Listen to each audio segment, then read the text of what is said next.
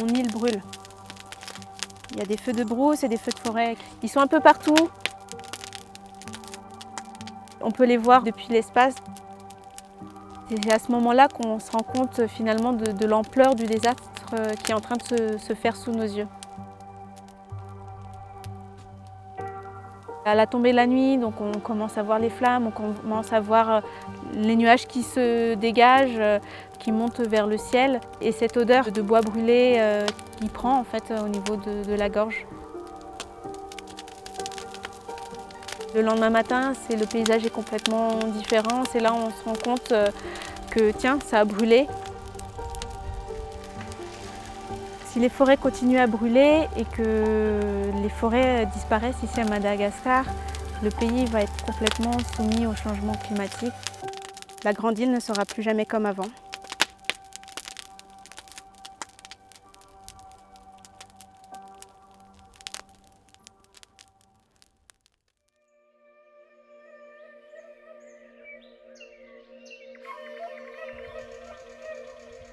Quand on pense à Madagascar, c'est un paradis naturel. Déjà, il y a la biodiversité. Ici, elle est vraiment unique au monde. La plupart des plantes et des espèces que l'on trouve ici, ça n'existe qu'à Madagascar. En fait, je vois Madagascar un peu comme un jardin d'Éden.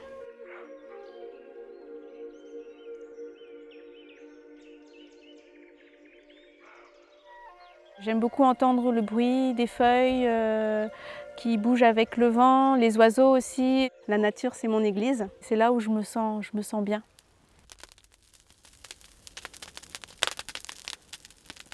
Il n'y a quasiment plus de forêt. On n'appelle plus Madagascar l'île verte, mais l'île rouge. Ici, les gens brûlent la forêt parce qu'ils ont besoin de survivre. Donc ils brûlent les arbres et les herbes aussi, pour faire du charbon notamment. Ils brûlent aussi pour faire de nouveaux terrains à cultiver. Et même en ayant tous ces espaces, ils produisent à peine assez de riz pour se nourrir. C'est frustrant en fait de voir tout ça disparaître sous nos yeux alors qu'il y a toute la richesse. Ça me donne encore plus envie de me battre.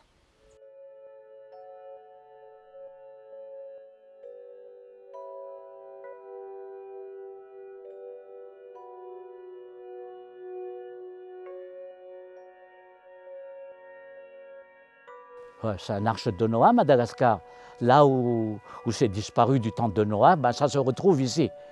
Donc moi, je suis amoureux de cette biodiversité-là, des choses belles que je ne vois nulle part. Il y avait partout ici des arbres. Toutes ces collines-là étaient pleines d'arbres. Là, maintenant, vous voyez, c'est comme ça. C'est ce qui reste.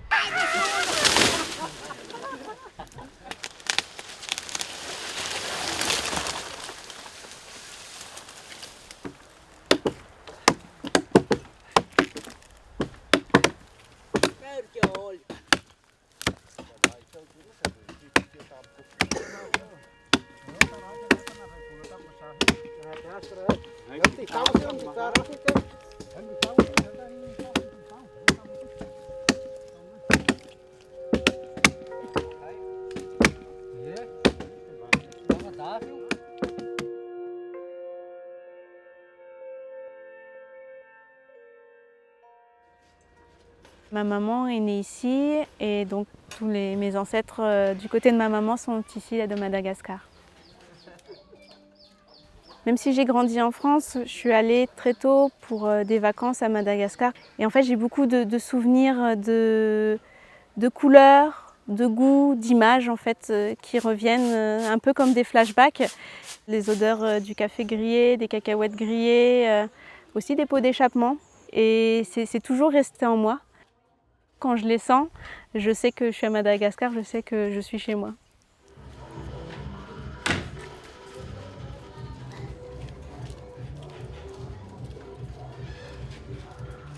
Mon rêve, c'est vraiment d'apporter ma contribution et de donner, en fait, d'appuyer tous ces efforts vraiment pour sauver Madagascar. Je vais mettre cette jupe-là.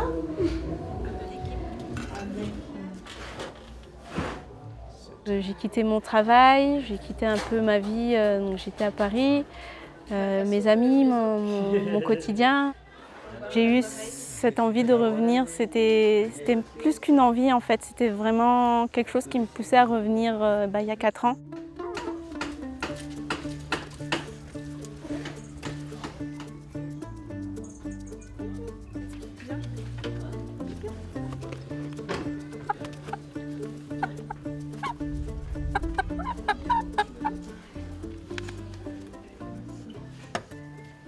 C'est mon ami, c'est mon compagnon en fait.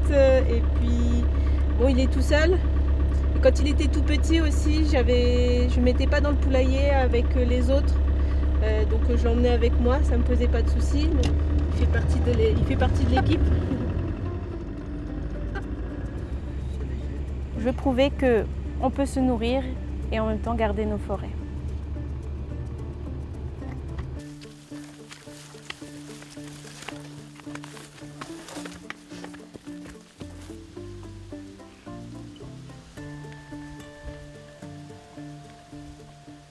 Les garçons vont venir pour faire les trous. On va prendre quelques arbres pour planter juste au-dessus.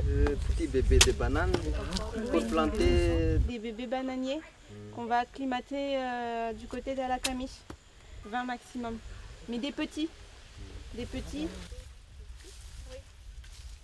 Une forêt nourricière, c'est à la fois cultiver des arbres, plutôt des arbres fruitiers, avec les cultures. Donc on répond aux deux problématiques, lutter contre la déforestation et aussi lutter contre l'insécurité alimentaire. On va le remettre en terre. Je vais le mettre au pied de l'arbre là. Je fais juste un petit trou. Et ben voilà. Donc j'attends d'ici 1 an. Les gens en fait, ils n'ont pas le temps de perdre entre ces deux différentes techniques. La nouvelle technique de forêt nourricière met du temps à arriver, donc ne produit pas tout de suite. C'est inconcevable pour la population locale de ne pas pouvoir produire parce que tout simplement ça veut dire pas pouvoir se nourrir.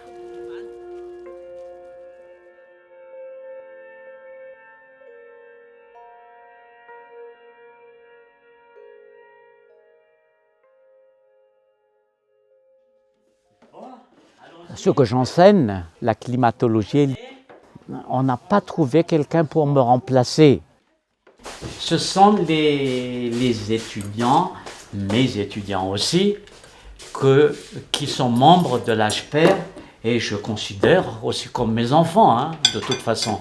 Ouais, c'est un peu dans ce sens.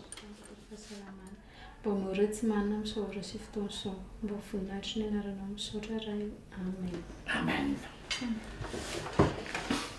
On mange bien chez Romain. En réalité, c'est pas toujours comme ça, hein. C'est pas toujours comme ça. J'ai dit, je veux participer à l'effort qu'on fait dans le pays pour essayer de sauver la nature malgache, la forêt malgache, la biodiversité malgache. C'est ce que j'ai vu pendant mon enfance.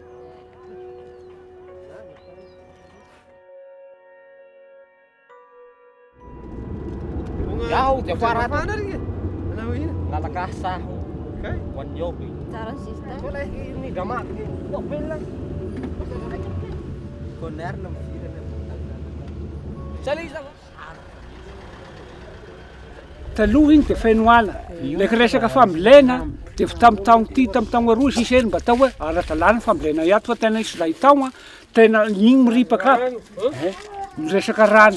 Dia izay dia efa fantatsay hoe niova. Fiakaran'le oetim-piainana hoe miakatra ve le oetim-piainana noho n'ilay zavatra ty na tonga n'ilay zavatra zay hoe misy zavatra raika tokana no rehatako fotsiny hoe kapahiko ilay zavatra dia izay na tonga le manapaka koa le tapiraika aminahy.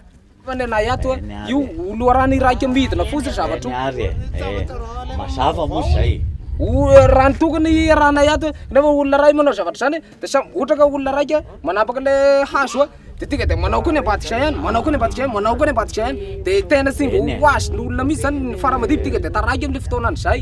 Anao zay andresena lahatra anazy raha tsy manao anao dia mety tsy manao avokoa le raha zanadralainao sy le fianakaviana. Dia raha tsara dia anao le nengany iny ihany no manao hoe aleo tsy tapahako dia tsy manapaka koa ny afara.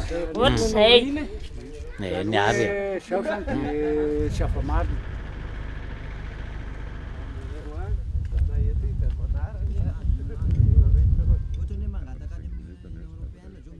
nialan'ny paoraigny rero meny fazakana zanakà. Dia ny fiainana amin'izao efa miasarisa. Izay no tena marina. Zay zany ianao zany Noho izay a, tonga dia hoe noho izay tonga dia ahy mandoro an'ilay ala satria dia tena fananinao mihitsy zany mandoro anazy zany noho izay. dia voatery anao zay tsy maintsy mipaka dia manoro dia mba mampiditra volo mba sy hihinanana e. Izay no tena marina. Amiko kosa aloha tsy voatery mikapa anao satria efa amin'izao fotoana efa misy ny volo mifanaraka amin'ny hoe Ahoana moa no mba fiheverantsika hoe inona no ataon'ny fanjakana amin'io resaka fandorotanety io? na zavatra ataony. Sao dia hoe mijery io may. Ohatra Satria efa mahay avao ve tanety na efa mahay avao gn'ala igny izay voataitaitra aminazy fa sisy mba hoe prévention ataondreo alohany zany fa tonga dia ilay vetina fandeha hoany dia mety atao hoe ny olona vetina ny olona ndoro azy. Zavatra ohatran'izay no hoe ialan'ny olona zay. Fitaia moa zany faritra tagny-dafy tagny dia tena nisy dorotanay dia l'hélicoptère firina mono afo saba may igny zao mba hitako mba sendra.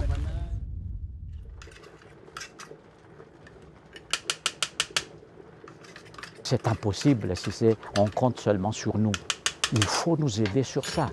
Parce que, eh bien, si ça disparaît, ben, c'est comme du temps de Noah, comme je dis, on ne voit plus, et je ne sais pas qu'est-ce qu'il a vu Noah quand il est sorti de son bateau après.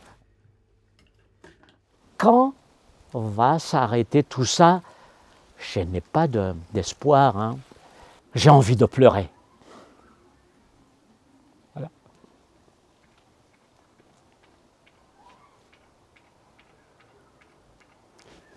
Voilà, ça y est. Vous voulez faire une pause? Non, j'ai envie de pleurer.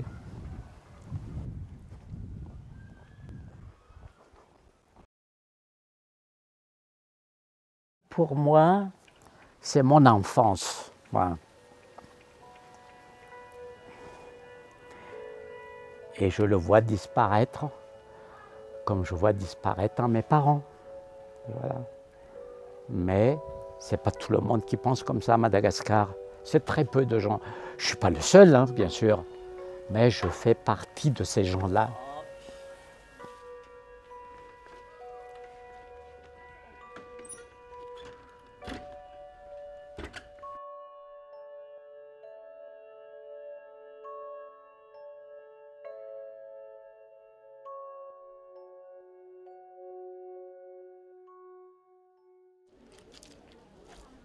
Avec ma famille, ça n'a pas été facile ici. Je pensais qu'ils allaient me soutenir ou en tout cas se développer avec moi, mais ça n'a pas vraiment été le cas. Ils m'ont laissé un des terrains les plus abîmés, les plus fatigués au niveau de la terre. Ils pensent que je suis folle déjà d'avoir tout quitté pour revenir à Madagascar et en plus pour mettre les pieds et les mains dans la terre.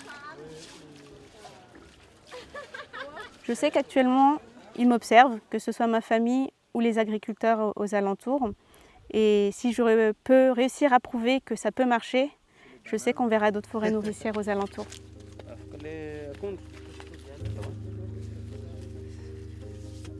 Normalement, ça ne devrait pas être nous, ça ne devrait pas être notre rôle de faire ça. Normalement, c'est un projet gouvernemental, ce qu'on est en train de faire. Je ne sais pas si c'est de la colère, mais en tout cas, il y a une énergie qui me pousse en fait à vraiment essayer de changer les choses. Mais on est en fait en zone sèche. Je sais que pour ce qui est des forêts déjà disparues, ça va être impossible de les retrouver, mais de voir mes amis et aussi mes équipes qui s'activent pour me suivre et replanter les arbres, ça aussi, ça me donne beaucoup de courage et aussi ne plus être seule dans ce combat. J'ai compris et je veux montrer que vraiment en s'unissant, ensemble, on va pouvoir sauver ce qui reste de la forêt.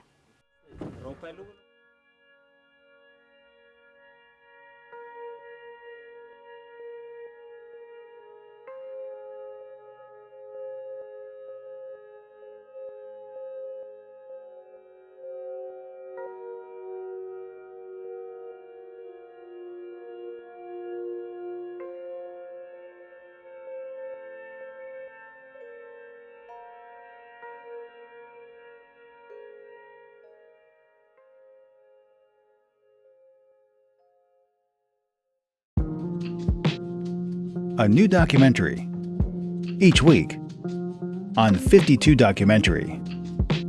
VOA Plus. Scan the QR code and watch it on your phone or smart TV.